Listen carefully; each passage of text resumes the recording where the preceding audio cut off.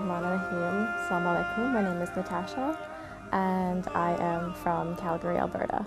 I have a fairly small family. I have one younger sister. My parents are immigrants from Fiji, and I am the first generation born and raised in Canada. My upbringing, it was fairly challenging. Being the firstborn child of immigrant parents meant that I had a lot of responsibility at a very young age, so I had to take care of my sister while my parents worked. We grew up in a really religious household. Like my father's family is Christian. They practice the Mormon faith. And my mother's family, most of them are Christian as well. My grandfather and my great uncle were Muslim, but they still live in Fiji, so I didn't really have a lot of contact with them. So, you know, going to church every Sunday was very common. We did a lot of religious activities. We had to go to activities at the church as well. Yeah, we celebrate Christmas, we celebrated Easter, all kinds of holidays. Identifying myself as a Christian, as a child, you're taught, you know, to believe in God and this is your religion. So my parents were very adamant in teaching us this and going to church and such. So we were involved, and as a child, you don't really question what you know. You kind of just believe whatever it is your parents tell you. So I happily identified myself as a Christian, and in the Mormon faith, when you're 8 years old is when you get baptized into the church, because when you're 8, you have more of an ability to make a decision to say, yes, I want to be Mormon. So, you know, I was happy to do it. Like, I love God and I love Jesus, and so I'm ready to get baptized. And you know, I was happily Christian, and in the community I grew up in, it was the main faith, right? I didn't grow up around any Muslims or anything like that. So it was my only real exposure to any type of religion that was Christianity. And then when I was a teenager, so probably around the age of 17 or so, is when I really started to question my beliefs. And why do I believe that the Mormon faith is the right faith, or Christianity is the right faith, or do I believe in God? Why do I believe in God? Do I believe that Jesus was actually crucified? Like, all these questions started coming up. So I think at that point I decided that, you know, once I started researching and reading on my own and asking questions and not being able to get answers that were satisfactory or logical or made any kind of sense to me, is when I decided that, you know, Christianity may not be the right path for me. When we're youth in the church, we were required to attend seminary. And so that is from grade 9 to grade 12, you're required to attend an hour and a half before school of like pure Bible study.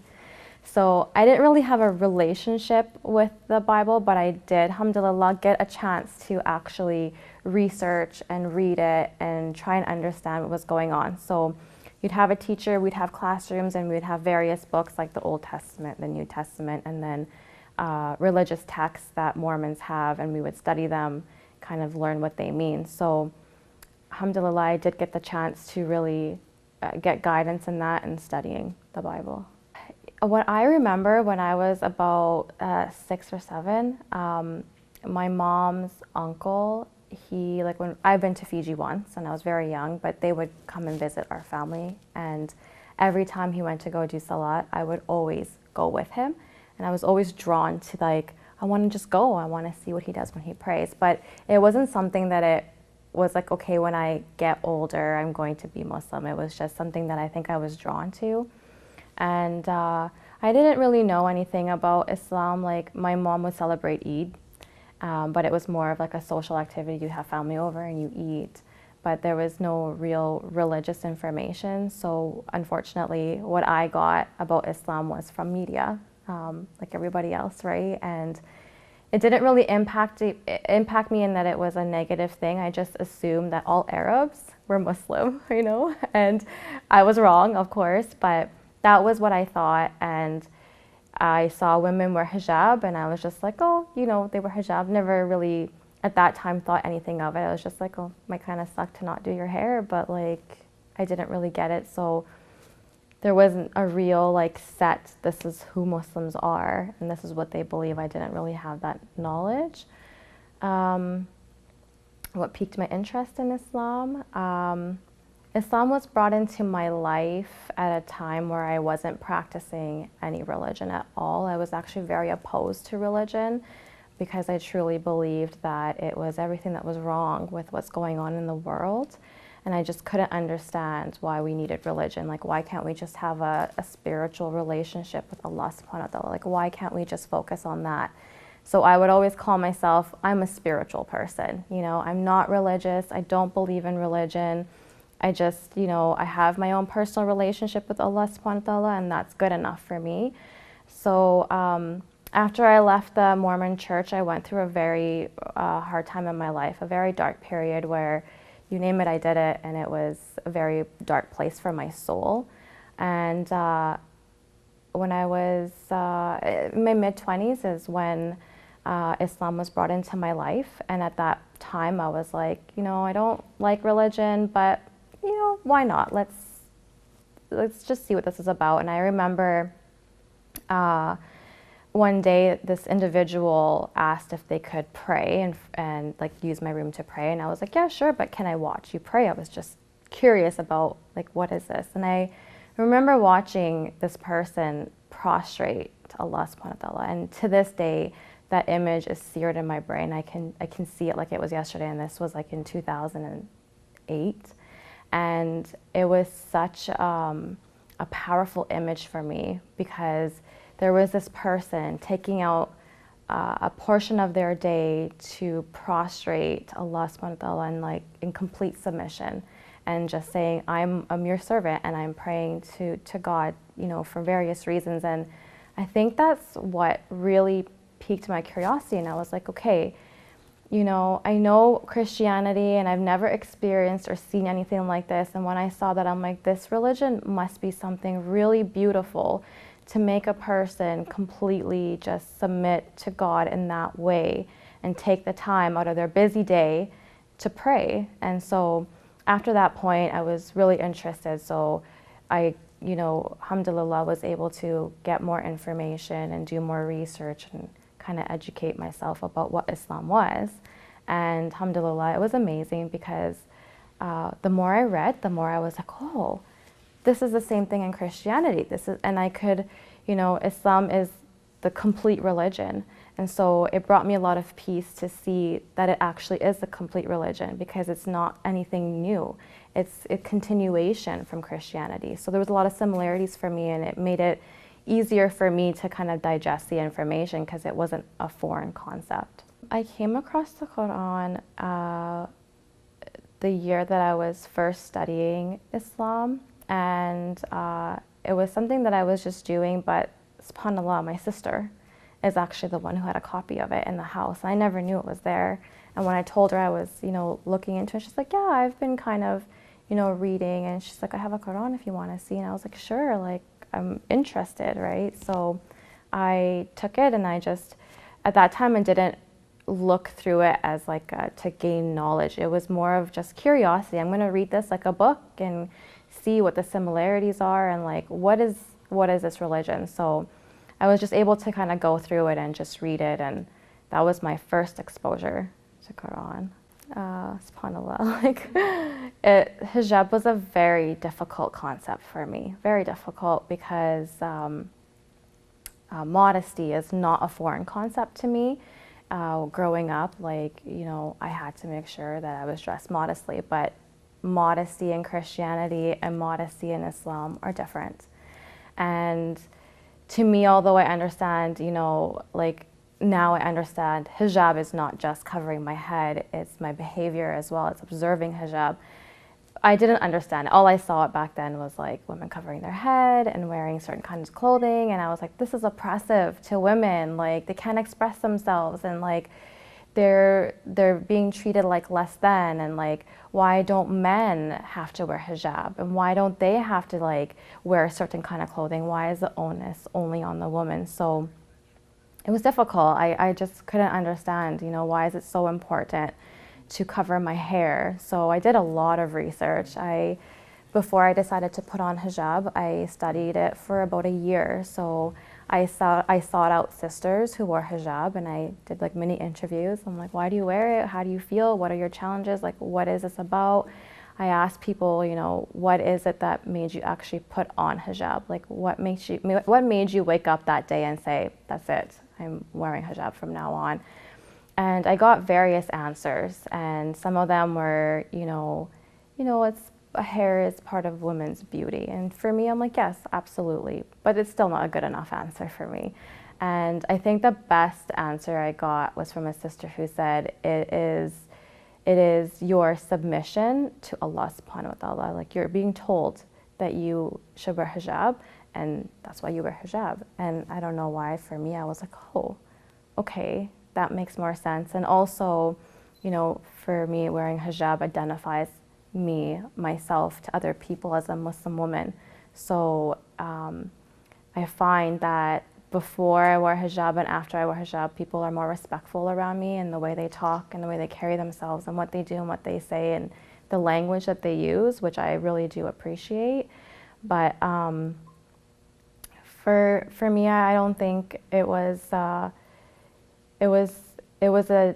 journey for sure. I didn't think that I would ever be a sister who wore hijab, like, in a million years. Like, I was like, well, maybe after I'm married and have kids, because I would want my daughter to wear hijab, but, how can I say my daughter to wear hijab, but when I don't observe it myself? And so I started practicing wearing hijab in my house, and I was like, okay, you kind of get to see yourself in hijab, and you're like, okay, this is different, and then you practice and practice. I watched a bunch of videos and I talked to a bunch of friends, and I remember it was March of last year. I went to an orientation for school, and I remember sitting in the classroom, and there was men and women mixed, and I remember sitting there, and I was dressed modestly. There was nothing, and I remember sitting there and I could feel a certain individual staring, and it made me feel so uncomfortable. And in my head, I was like, man, I cannot wait to wear hijab. And that's when I knew I was ready to wear it. But I didn't put it on. I had to, break it to my mother and say, this is what I want to do. I want to wear hijab, which is a very difficult concept for her to this day. And tell my friends and, make adjustments to my wardrobe. And I decided this was my first Muharram, even though I've been a revert for about 5 years. October last year was my first Muharram, and I would go to the mosque and they would have Arabic lectures, and I'd come home and I'd watch on YouTube, I'd watch English lectures, and I was watching one by Shaykh Usama, and the topic was not related to hijab. And I remember sitting there and I was thinking, okay, when am I going to put it on? When am I going to put it on? And subhanAllah, in that lecture, he mentioned hijab twice. And I was like, okay, tomorrow morning I'm going to wake up and I'm going to put it on. And that was it. Alhamdulillah, I put it on. And now I understand, on the other side, hijab, women who wear hijab, it takes an incredible amount of strength in a Western society to stand up for what you believe in and, fight for your right as women to not be oppressed. Hijab is quite the opposite of oppression for me. It's liberation for women. So it's amazing how it changed from, I feel like these women are so oppressed and they can't express themselves, to now, like, I can't imagine leaving my house without hijab, because it's more liberating for me to be taken as a human being than as, just another woman who might look good that day. It's so crazy after I put on hijab, because instantly I felt more like a woman. It's like, subhanAllah, like, I put on hijab and I left my house and I was like, oh, I feel so much like more beautiful, and I feel so protected and safe. And like, for me, hijab is very difficult because I lost friends because of hijab, and my relationship with my mother changed because of hijab. But like, it makes me feel so close to Allah subhanahu wa ta'ala. It's a constant reminder for me, this is what I'm here for and this is what I'm about. And I'm not somebody to be looked at or to be objectified. I'm an intelligent human being who deserves to be taken as like a serious person. And so it's not just putting a scarf on my head every day and leaving for school. It's, you know, my behavior and how I conduct myself with other people and how I respect other people. Because ultimately, whether we like it or not, women who wear hijab, we're the face of Islam. And it is a lot of responsibility, but alhamdulillah, it's a blessing because it forces us to be better people, to be better women, to obtain knowledge and seek it out because, you know, people are going to ask you, why do you wear that cloth on your head? And I love telling people, hijab is not just a scarf. It's not. It's behavior. It's your akhlaq. It's your inner person. It's who you are is hijab, not just this covering. This is just a part of it, a part of the physical part of hijab. So when I decided to revert, I had decided ahead of time before I actually did the reversion that I was going to revert. It was difficult for me because I don't have support. My family's very Christian, and so the information that they have is, unfortunately, they have misinformation, only what they've seen. And so when I decided to revert, it was a very spiritual experience for me. It was very beautiful for me. And the only people I told were a few friends, my mother and my sister. And alhamdulillah, like my mom and my sister were very, very supportive of me converting or reverting to Islam. They were very supportive. So it wasn't a big deal, but unfortunately I haven't been able to tell my father or my grandparents or my aunts and uncles because there's such a negative stereotype in my family about the religion. So I've chosen to give it some more time and introduce certain things. So like my father would know when I was fasting for Ramadan, but it wasn't kind of like that. I'm Muslim now, right? So when I engage in dialogue with my parents about religion, I will purposely try and bring up things about Islam. And I told my dad at one point that I'm studying Islam. So inshallah, one day I'll have the courage to be able to be completely, this is who I am. But it's very difficult because I don't want to cause family problems between my parents or anybody else, or, you know, have any of my other extended family say anything bad to my parents because of a choice I've made. So it's not really common knowledge with everyone except for my mom and my sister. My mom was very supportive of everything except for hijab, and alhamdulillah, she's come around in that. She says she doesn't agree with it, but you know, she's not embarrassed to be seen with me. So that's, for me, is good enough. I can understand where she's coming from. Yeah. I think the hardest thing for me about being a Muslim was the social aspect of it. Especially when I put on hijab, because you can no longer participate in activities before you thought were okay.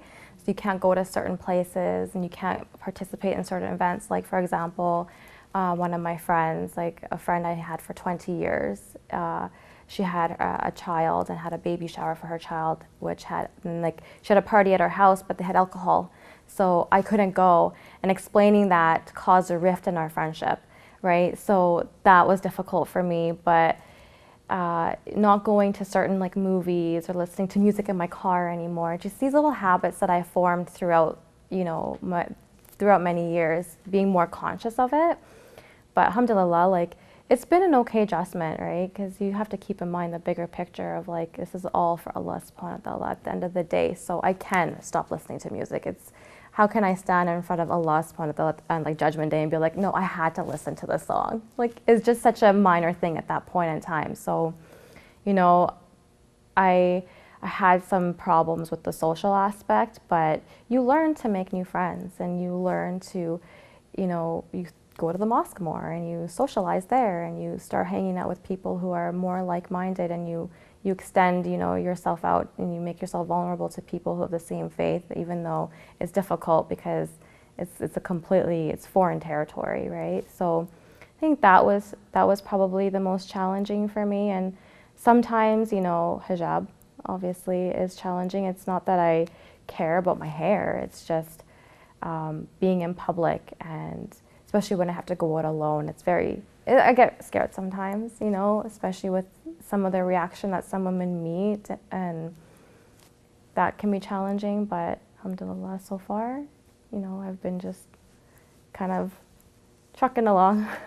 My first year after reversion, I'm pretty ashamed of. Like, after I reverted, I didn't do anything really. Like, I did fast for Ramadan and I read Quran during Ramadan, but that was the extent of me practicing my faith.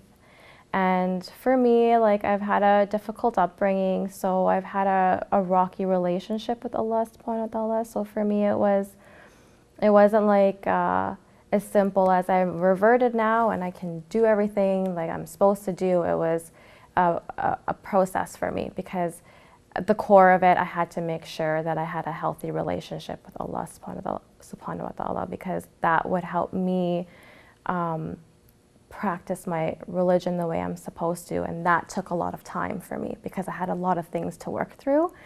And so it wasn't good. I didn't go to lectures and I didn't attend any like Muslim events. I didn't reach out to any other sisters. Like I was still pretty much living my Western lifestyle, but I would fast and I wasn't like doing anything else, but I would just, you know, I wasn't praying and I wasn't being good. 2 years ago, summer of 2014, during Ramadan that year, a very difficult time in my life, and I was sitting there and just having a conversation with Allah subhanahu wa ta'ala, and I'm like, what should I do? Like, what do I need to do here to get my life in a better way? And instantly in my head, start your salah, start praying. And that day I started praying. And so I just learned how to pray. And, you know, like, alhamdulillah, it was really easy because I don't speak Arabic. And so I was able to learn how to pray and which surahs to read during prayer within like a week. So now it's just like, if I don't pray, I'm like, something's missing. You know, it's not a question of should I go pray? It's like, no, I have to go pray right now, kind of thing. But now it's like when you get to this place where you want to be a better Muslim, you get involved in your community. Like, I try and attend every single English lecture that I can go to, and if I know somebody that I know from the community is going to be there, like a sister who can translate for me in Arabic when they have Arabic lectures, I'll go.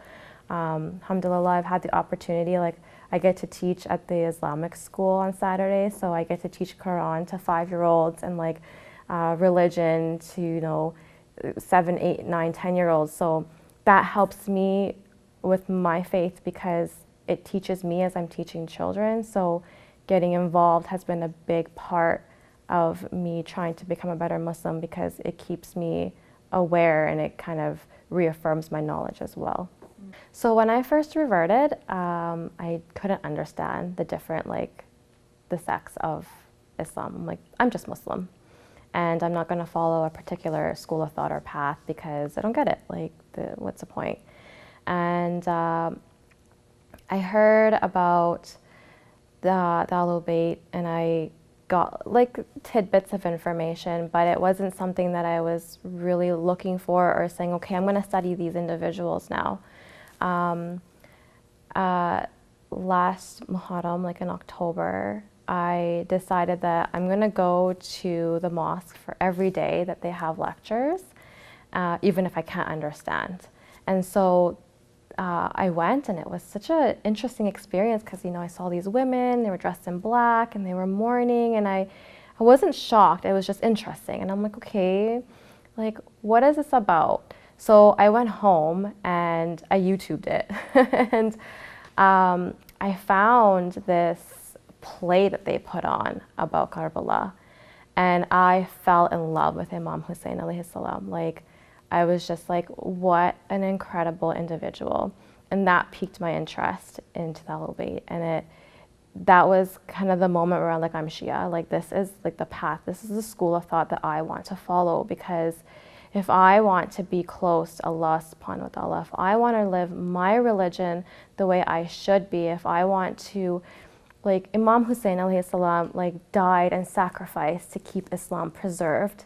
you know? And so if I want to follow true Islam, and if I want to attain this spirituality, then who else better to look at than these incredible individuals who, you know, just had such incredible characteristics that I probably will never attain in my life, but it's something to aspire to, because, you know, in our society, there's not very many people that you can look at and say, you know, they have admirable qualities, and that's something that I want to inherit in myself. But you look at these 5 individuals and you think, subhanAllah, like, if I could have like 1/10 of the patience, 1/10 of the integrity, 1/10 of the love, like, you know, that would be so incredible for me.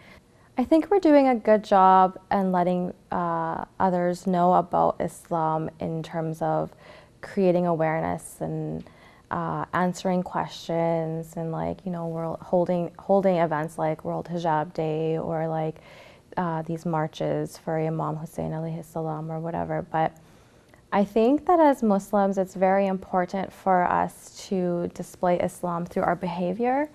Unfortunately, I've seen various events and things where tempers and anger rises, and we meet adversity with hostility. And it's unfortunate because we're just fueling that fire. You know, we're being told Muslims are, you know, violent and angry, and they do these things that are really bad, and then instead of trying to have patience and kindness and control our emotions when answering these questions, and, like, I'm not saying I don't, because it's difficult when you feel so in love with your religion to have to defend it against someone who's saying all these horrible things. But I think it's really important for Muslims to really meet these hostile comments with as much calmness and kindness as we can, because we can't just say we're Muslim. We have to behave like Muslims. We have to behave in the way that shows. You can't just say Islam is a religion of peace and then swear at somebody when they say something bad. You know, it doesn't make sense. Instead, it's really difficult. This is where controlling your temper and controlling your anger and, like, your emotions comes into play, because you have to somehow be able to say, you know, show that it's a religion of peace. And I mean, alhamdulillah, like, I've been fortunate, and I wouldn't know how I would react in a situation like that, because it's absolutely different when you're in the moment. But to be aware of our emotions and to try and, you know, show Islam's peaceful, I think is a very important thing to do, especially now with all the crazy things that are happening in our communities. Alhamdulillah, I've had the opportunity to be part of, like, events. Like, we had a hot chocolate event at the university for Imam Hussein alayhi salam, where I had to hand out hot chocolate to people and be like, hey, you want some hot chocolate? Do you know anything about Islam, right? And it was so scary for me because I've never done anything like that before. But at the same time, it was such a blessing. Like, alhamdulillah, like, the people that I was talking to, they were very open. And I was so surprised, and, like, it was just such a humble experience, because people would be like, yeah, what I've seen on TV obviously isn't true. What is it about? So I had the opportunity not only to tell them about Imam Hussein alayhi salam, but to also be like, this is what Islam is about. This is what we believe, and this is how it relates to your religion. You know, so people humanize Muslims. We're no longer just women in hijabs or people, like, that they see on the media, but we're human beings who have very similar beliefs to your faith.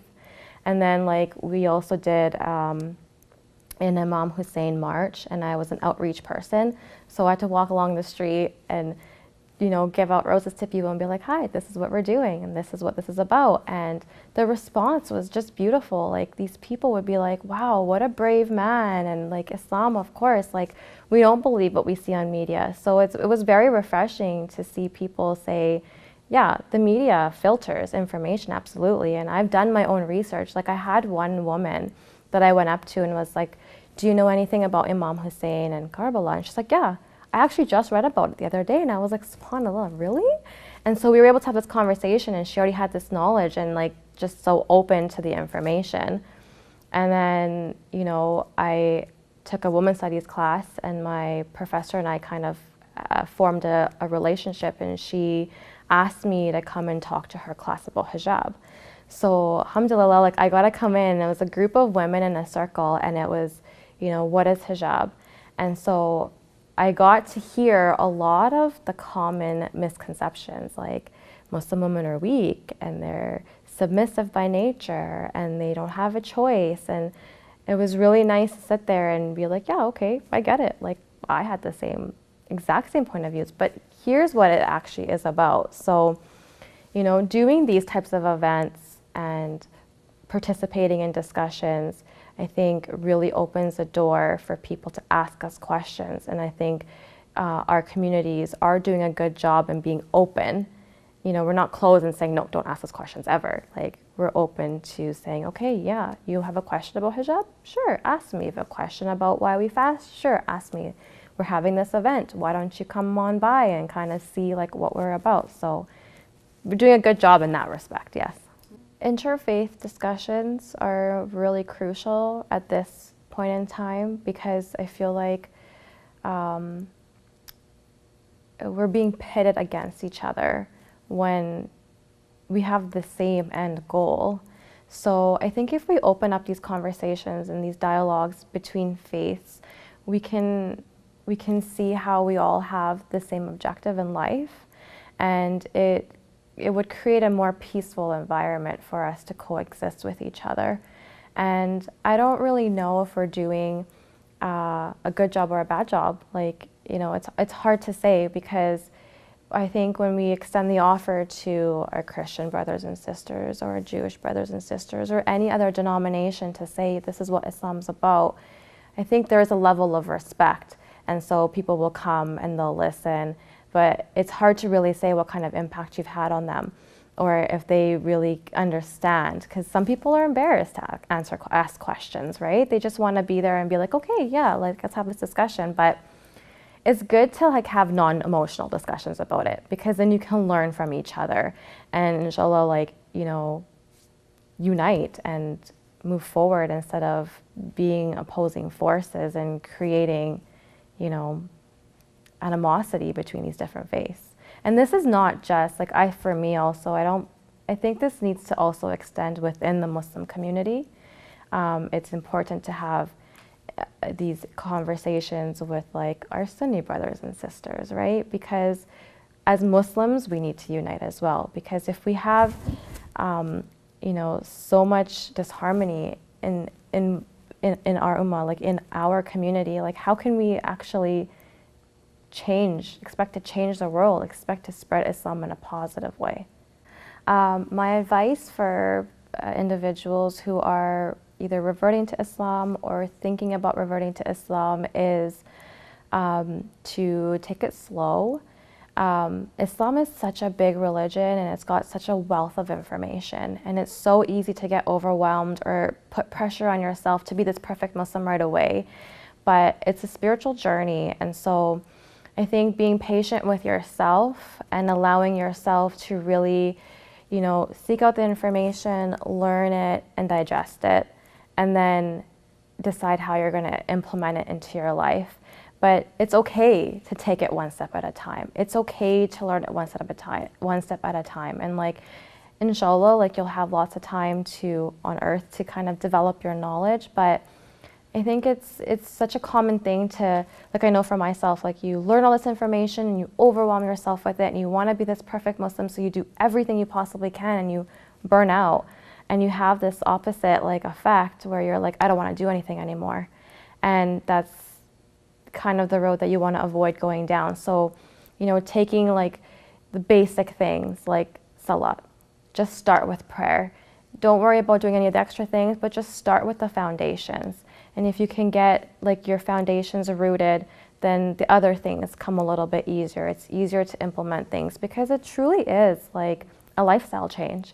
You know, Islam is a way of life. It's not a passive religion where you just do it once a week or on special holidays. Like, you live it, you breathe it, it is your life, it's part of your core. So, you know, take it easy and don't be embarrassed to ask questions. Questions are the best way to learn. So, you know, there's no shame in asking questions, no matter how dumb you think they are. Like, I have been so fortunate to have people surround me that have been like, that's not a dumb question, like, that's a great question, like, this is what it is, and provide me with the information that I need to kind of further my knowledge. But it's okay to ask questions, there's no shame in it.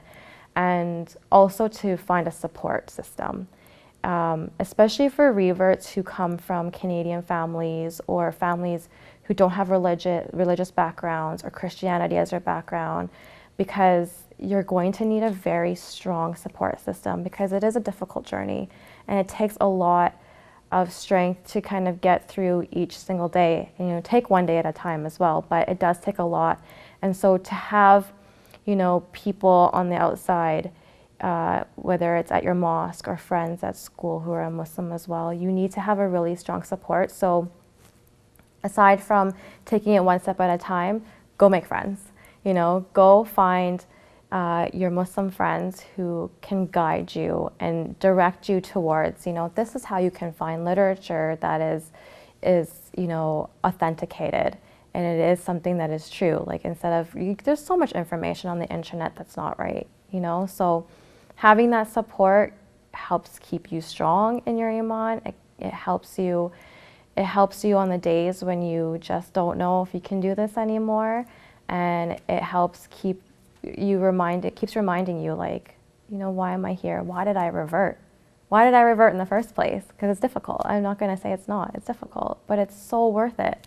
You know, it's been such a challenging time for me over these last few years, but alhamdulillah, like, I can't say that I regret any of the things, because this has brought me so close to Allah subhanahu wa ta'ala, and it's made me, like, I'm the type of person who needs to be, like, shoved into something because I get comfortable, and that's what happened. And I was, like, alhamdulillah, I was shoved into it, and it was just, it's beautiful. Like, I'm so grateful for it, because it's changed my life in ways that I can't put into words. I can only say that I know when I fast and when I do salah, when I make dua, when I put on my hijab, like, all these things bring me so much peace that the difficulty and the pain is kind of like an afterthought. You know, you think, yeah, it hurts and it's difficult with my family and my friends and my lifestyle, and I don't have support all the time, but I have Allah subhanahu wa ta'ala, and I have Islam, which is such a beautiful religion, and it's worth it, you know. It's hard, but it's worth it, and just keep on going. Just, even on the days you don't think you can, just get into prayer. Like, there's a saying by Imam Ali alayhi salam, is when the world knocks you down on your knees, you're in the perfect position to pray. And I love that, because as a revert, it can be very difficult to continue going on, especially when you're alone and you're aware of everything that's going on in the world. Because once you revert and you see life in the world as it is, you kind of realize, you realize that we live in such a difficult world, and we live in such a difficult time, and it hurts. It's a very saddening thing, and so all you have is prayer. And so you just have to take it slowly, and inshallah, you know, get through it.